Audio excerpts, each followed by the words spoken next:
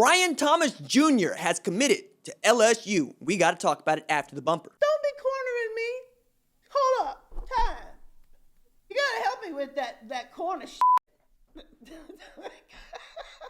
What's up, kinfolk? It's RJ Young. I am not on a step mill. Consider hitting the like and subscribe button because I upload a video every single day. It's always college football related, sports related. We have a good time. Today, Brian Thomas Jr. has signed his national letter of intent, committing to LSU, a four-star wide receiver. He gives the Tigers a score of 295.61. That is good enough for the number 3 class in the entire country.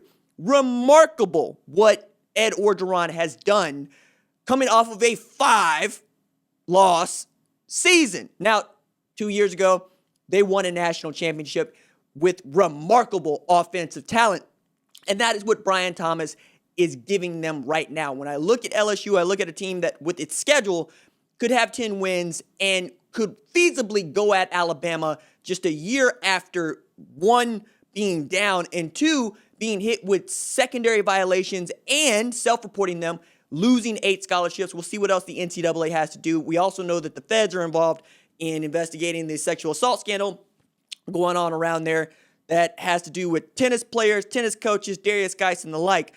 Even despite all of that, Ed Orgeron is going to places where they don't have mailboxes and the places where they do to put together another outstanding class. And I believe, yes, Thomas is tremendous here.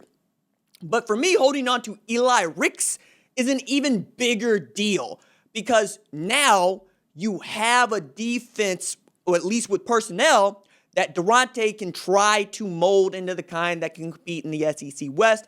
While you return Max Johnson, you hope to hold on to TJ Finley, and you try to put together an offensive unit led by Kayshon Boutte that can really go after folks.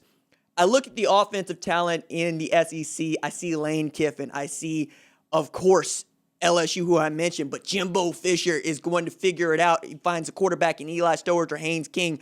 My goodness, Alabama's Alabama. We'll see what Brian Harsin actually dreams up in Auburn. I'm interested to see how that goes. Mike Leach in the air raid. We know that the air raid got done up later the season went on. And if Kendall Browse can figure out the veer and shoot in Fayetteville, we're going to have some outstanding offense in that division where the SEC is becoming something like a Big 12 school. But again, I got to just give this one to Ed Orgeron, who has, again, reminded us that he is one of the 5 best recruiters in the entire country. As a matter of fact, I'm doing my recruiting power rankings. Nick Saban at the top, obviously put together not just the number 1 class, but a remarkable class, the best recruiting class of all time with this 2021 class. Dabo Swinney continues to show everybody that it doesn't matter where you are. If you are in a Power 5 league, you can recruit with the big boys if you want it, like Dabo Swinney seems to want it. Also got to put in there Ryan Day and what he has been able to do in the last 2 years, putting together these classes that I am just amazed with, and I can't wait to see what Ohio State looks like this year and in the years following. And then Mack Brown, right? Mack Brown at North Carolina. North Carolina on the map. North Carolina out here doing stuff that North Carolina should not really be doing, quite honestly, right? It's South Carolina that I thought should be in the same sort of bracket, that same sort of second tier that North Carolina has been able to get in, and he did it from the jump. Flipping Sam Howell from Florida State to North Carolina, the biggest win that he's had, made it cool for guys like Drake May to flip from Alabama to North Carolina. Tony Grimes wanted to reclassify and did so that he could go play at North Carolina on defense. He's holding on to his defensive staff. He's holding on to his offensive staff.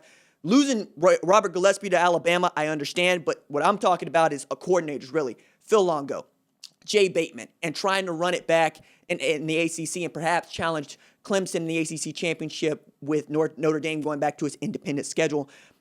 There are a couple other folks that I've been interested to see how this would go.